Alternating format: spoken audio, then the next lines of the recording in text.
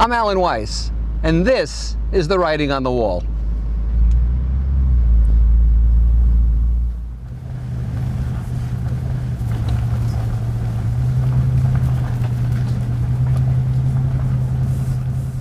Welcome to Writing on the Wall. I'm Alan Weiss. This is episode 73. I did not know that.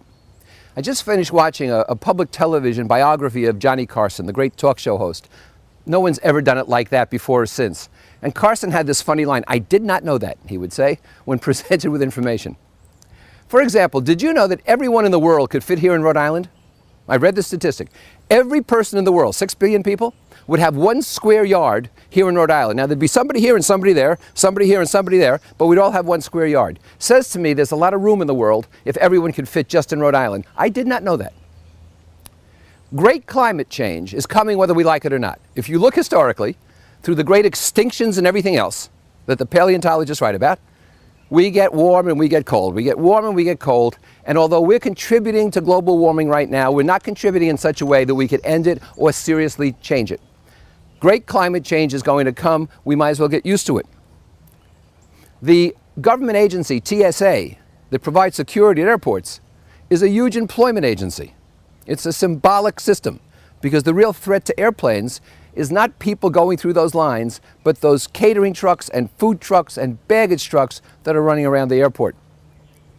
Trains in the 19th century and the early 20th century got to their destinations faster than current trains. If you were going from New York City to upstate New York with a steam locomotive in the early 20th century, you would have arrived there sooner than with the current train system today. I bet you did not know that. Newspapers are delivered here, down this 200-yard driveway, in blizzards. They will arrive here at my front door in blizzards, yet the mail won't. Despite rain, snow, gloom of night. Why is that? I don't know. Virtually every plane ride that you are on has active electronic media. The iPads, the iPhones, they're not shut off. People might close them, but they don't shut them off.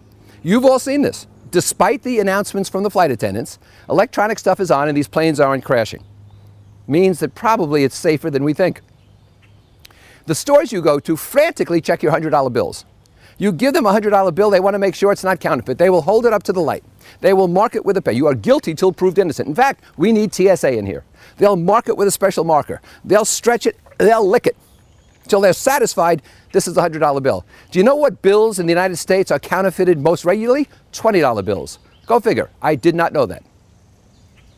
Service folks in the US is far better than it is in Europe or Australia or Canada. And my European, Australian, and Canadian friends will attest to that. So, you might not have known that, but you've got better service than most of the world. You have to go to Asia to find service better than you find in the US. In Rhode Island, a passenger on a motorcycle must wear a helmet. It's the law. The driver of the motorcycle does not have to wear a helmet. No such law. I did not know that.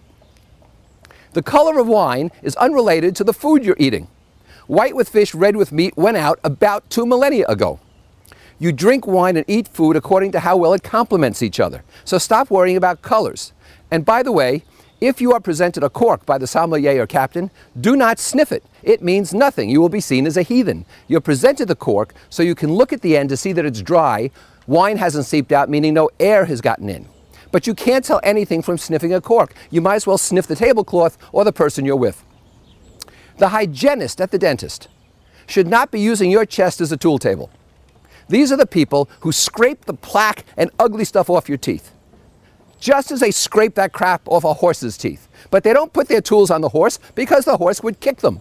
And so, you have no more right to use me as a tool chest than I do to hang my coat on your head while you're doing it. Please stop. You might not have known that. One last thing. German shepherds are neither German nor shepherds.